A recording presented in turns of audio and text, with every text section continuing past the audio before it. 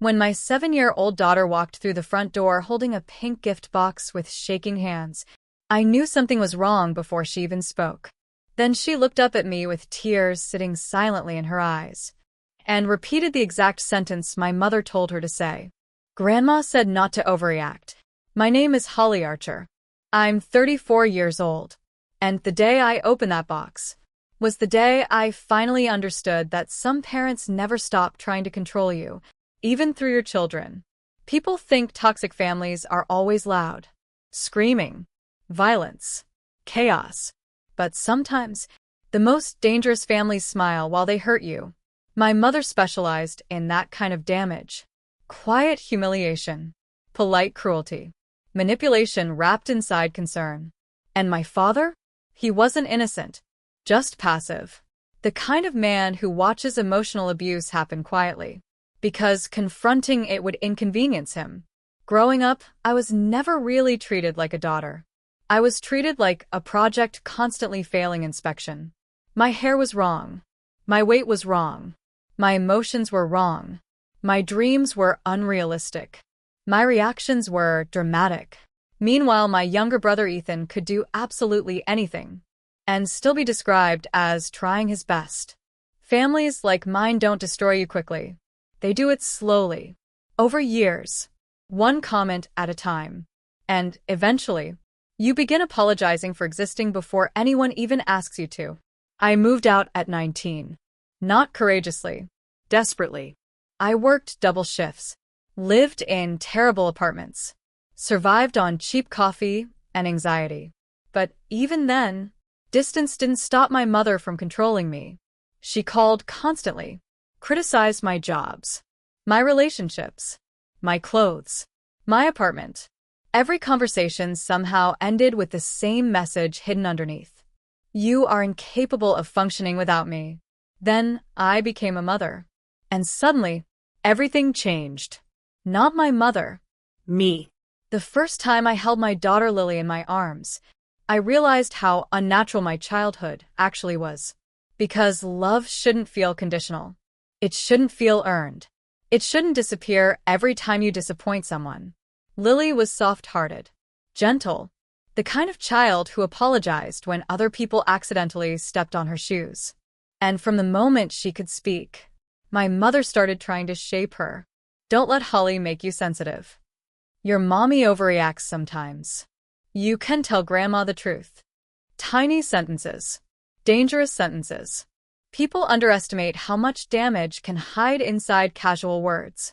At first, I ignored it, because survivors of controlling parents often confuse tolerance with peace. We think avoiding confrontation means maturity. But avoiding poison doesn't remove poison. By the time Lily turned 7, my mother's behavior became impossible to ignore. She criticized Lily's clothes, corrected her personality constantly, compared her to other children, and every criticism aimed at Lily somehow felt designed to hurt me too. One afternoon, Lily came home unusually quiet after spending the weekend with my parents.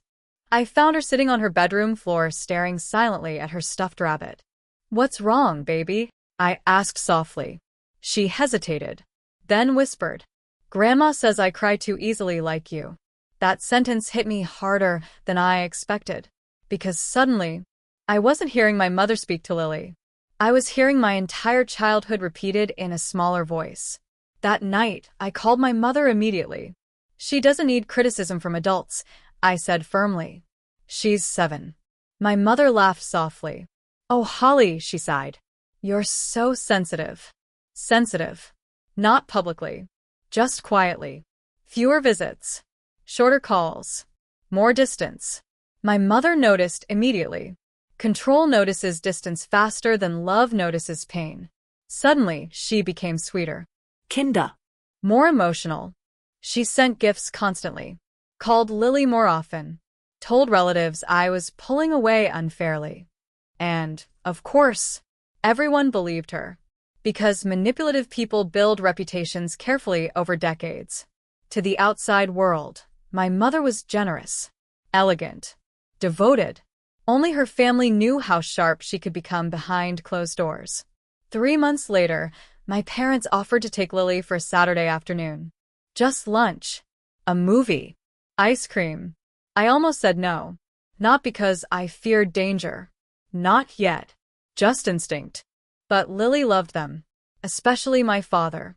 He was gentler with her than he had ever been with me. And honestly, that hurt too. So I agreed. My mother sounded delighted on the phone. Almost too delighted. "We'll have such a lovely day," she said warmly. Those words still make my stomach tighten now. Because predators rarely announce themselves loudly. Saturday evening arrived. Rain tapped softly against the windows while I waited for Lily to come home. At exactly 6:12 p.m., my parents' car pulled into the driveway. But something felt wrong instantly. Lily stepped out slowly. Not excited. Not smiling. Shaking. And in her hands, she carried a pink-wrapped gift box with a white ribbon. My mother remained inside the car, smiling through the windshield. Watching. Waiting. Lily walked toward me slowly. Eyes watery. Shoulders tense. "Honey." She held out the box silently. Then repeated the sentence exactly as rehearsed. "Grandma said tell you not to overreact." The moment she said it, every instinct inside me woke up. Because children do not naturally say sentences like that. Adults place them there. I crouched beside Lily immediately. "Did something happen?" I asked carefully. She shook her head too quickly. Too rehearsed. Too frightened. My father drove away before I could walk toward the car. And suddenly, the entire house felt wrong. Too quiet. Too heavy. I brought Lily inside gently. Set the box on the kitchen counter. "What's inside?" I asked softly. She looked down immediately. "I don't know," she whispered. But Grandma got angry when I touched the bear. The bear? A strange chill moved through me instantly. I untied the ribbon carefully, opened the box slowly, and immediately stopped breathing. Inside were dozens of old childhood photographs. Mine. But every single photo had one horrifying thing in common. My face had been cut out. Not scribbled over. Not crossed out. Carefully removed. Picture after picture. Birthday parties. School photos. Christmas mornings.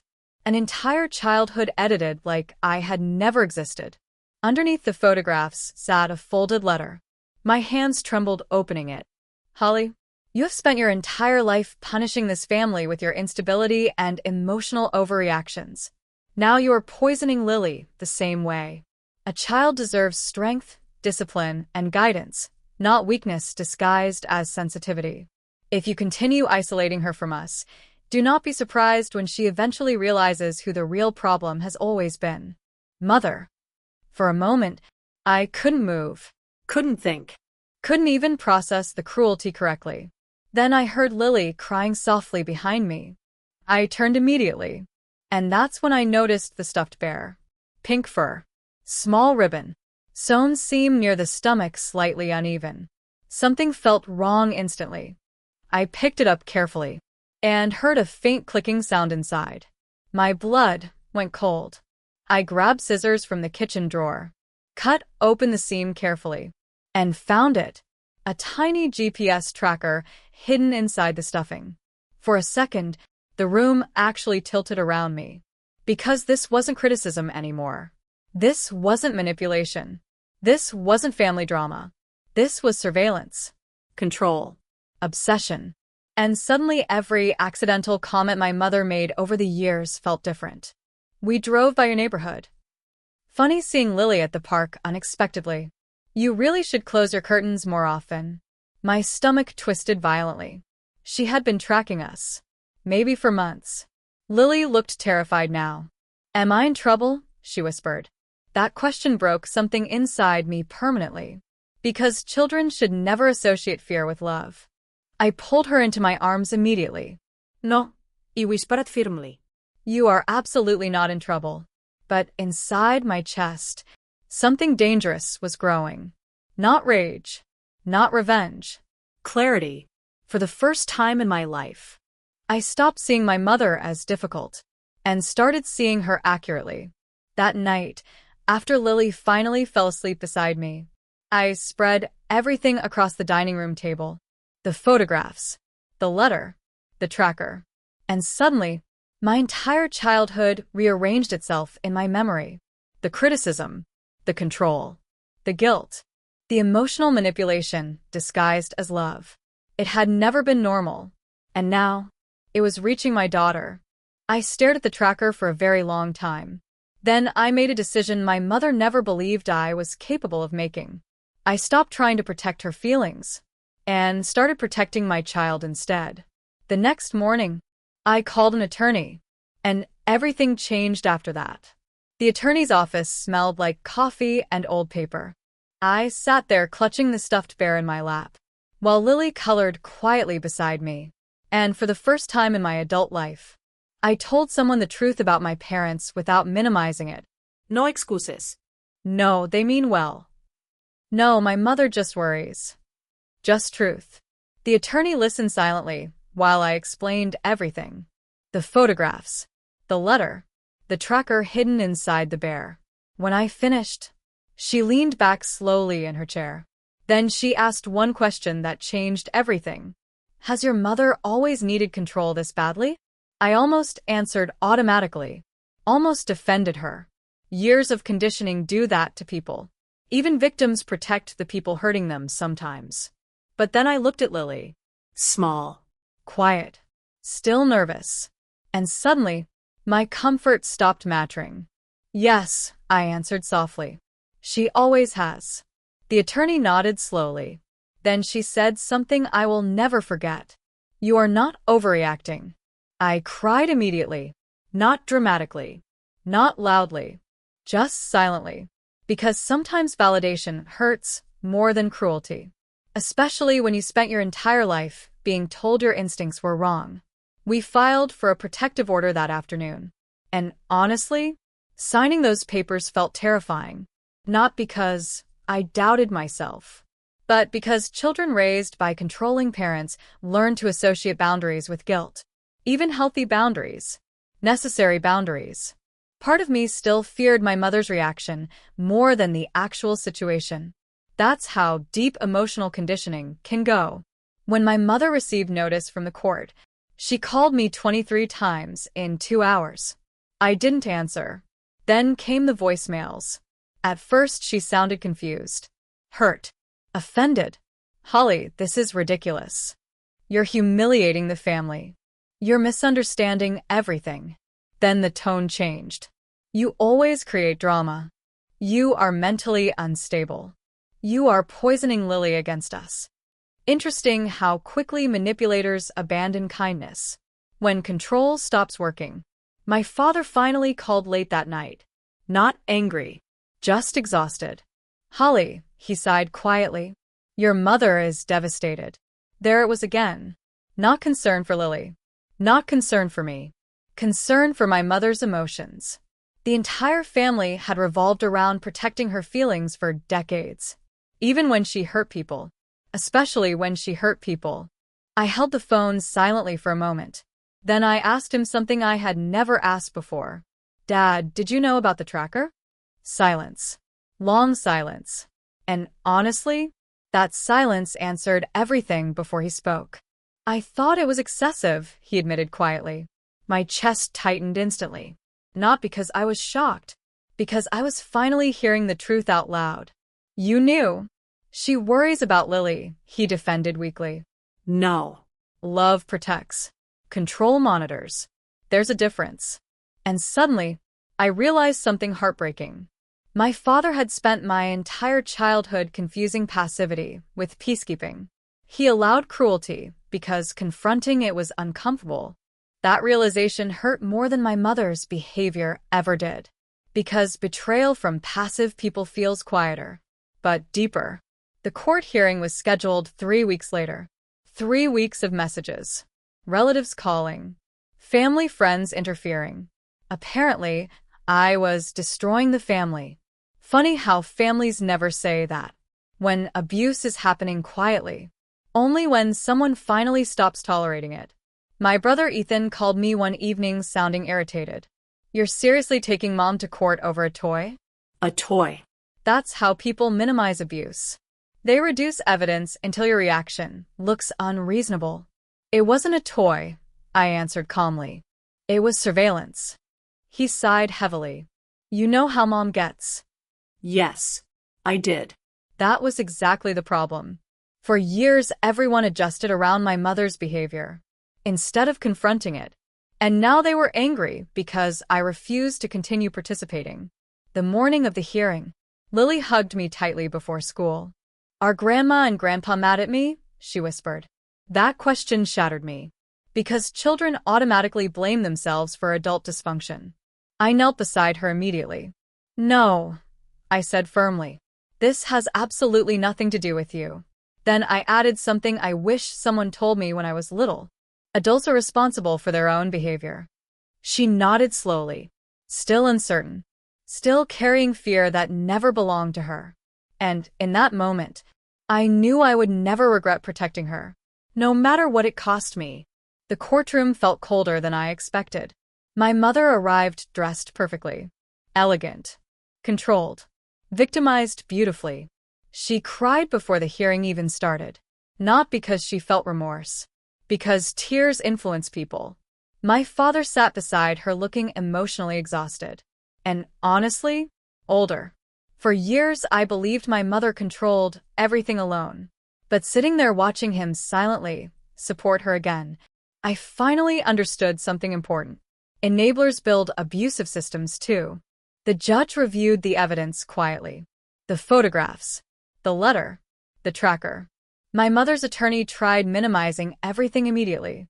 The tracker was intended for safety purposes. Safety. Interesting word. People hide terrible behavior behind noble language constantly. Then came the photographs. The judge looked disturbed immediately. Why were the child's mother's face removed from every image? My mother finally spoke then. She has always exaggerated things, she answered emotionally. Holly cuts people off whenever she's upset. There it was again. The family narrative. The same one repeated my entire life. Holly is emotional. Holly is difficult. Holly overreacts. But something unexpected happened next. The judge looked directly at my mother and asked calmly, So, you thought sending altered childhood photographs to a 7-year-old was appropriate? Silence. Real silence. Not manipulative silence. Not dramatic silence. Cornered silence. My mother's composure cracked slightly for the first time. That wasn't my intention, she whispered. Then the judge held up the letter. And this? My mother looked toward my father immediately, looking for rescue, looking for reinforcement. But something strange had shifted in him too. He looked tired, not angry, just tired, like decades of avoiding conflict were finally collapsing under reality. Then came the moment I never expected. The judge asked me one final question. What outcome are you seeking? And suddenly, I realized this moment mattered more than revenge, more than punishment. This was about ending something. I looked toward the judge calmly, then toward my parents. And finally I spoke words I should have spoken years earlier. I want peace for my daughter, I said softly. The courtroom became completely still. I spent my childhood believing love had to be earned through obedience. I continued. I will not allow her to grow up believing the same thing. My mother began crying again, but this time, nobody moved to comfort her, because truth changes rooms. The judge granted the protective order temporarily, pending further evaluation and family counseling requirements. My mother looked horrified, not heartbroken, exposed. As we stood to leave, she whispered something under her breath that only I heard. You're destroying this family, and for the first time in my life, I answered honestly. No, I said quietly. You already did. Then I walked away. Not dramatically, not triumphantly, just finally. Months passed after the hearing. The silence afterward felt strange at first. No constant criticism. No guilt-filled phone calls. No emotional landmines disguised as concern. Just peace. Actual peace. Lily changed slowly over time. She laughed easier, slept better, stopped apologizing constantly.